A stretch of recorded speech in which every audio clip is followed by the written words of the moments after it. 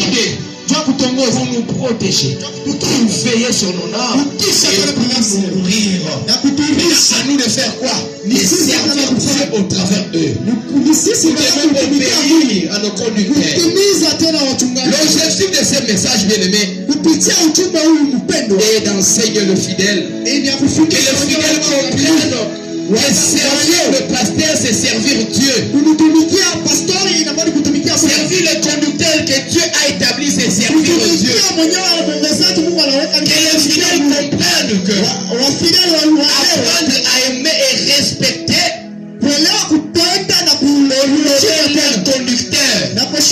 conducteur. Quel que soit l'âge qu'on peut avoir, nous devons les aimer, nous devons les honorer et nous devons les respecter parce que ce sont des gens que Dieu a établis afin de nous guider, afin de veiller sur nos âmes, afin de nous nourrir de la part de Dieu. Le message doit te servir à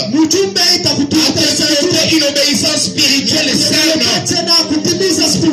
une obéissance dans des conditions, non.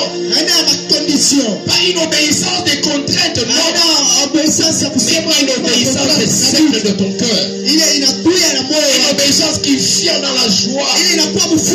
Une obéissance qui sort de ton cœur. Pas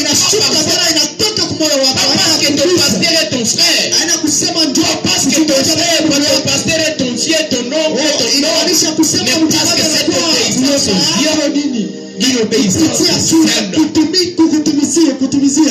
Vous devez comprendre aussi, accepter de servir Dieu au travers de l'alliance pastorale, au travers de l'alliance de vos pasteurs. Vous devez accepter de servir Dieu.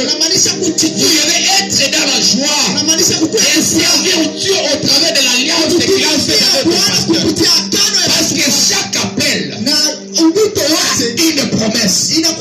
Quand Dieu appelle quelqu'un, il fait toujours la promesse. Et c'est de cette promesse que nous qui servons Dieu au travers de pasteur, nous sommes liés à cette promesse par l'alliance de son pasteur. Alléluia.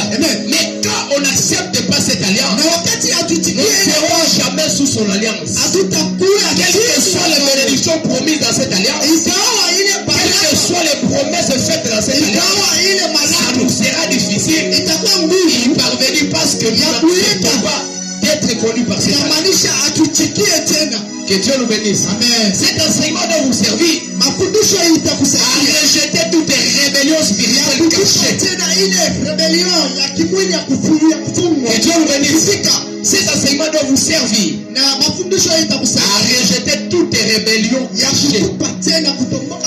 Ils sont enfants de Dieu. Ils veulent servir Dieu. Ils sont tellement rebelles dans l'intérieur. Quand ils sont avec le pasteur, quand ils sont avec les conducteurs, ils parlent de d'autres choses. Et quand ils donnent les dons, critiquer. Nous devons comprendre que nous servons Dieu au travers nos conducteurs que Dieu a. Et quand on enseigne Seigneur, c'est pour que nous puissions rejeter toutes les rébellions qui sont dans nos cœurs, les rébellions cachées dans nos cœurs. C'est ce qui va permettre la division de l'église. C'est ce qui va permettre la division du groupe. C'est ce qui va permettre la division de l'œuvre de Dieu.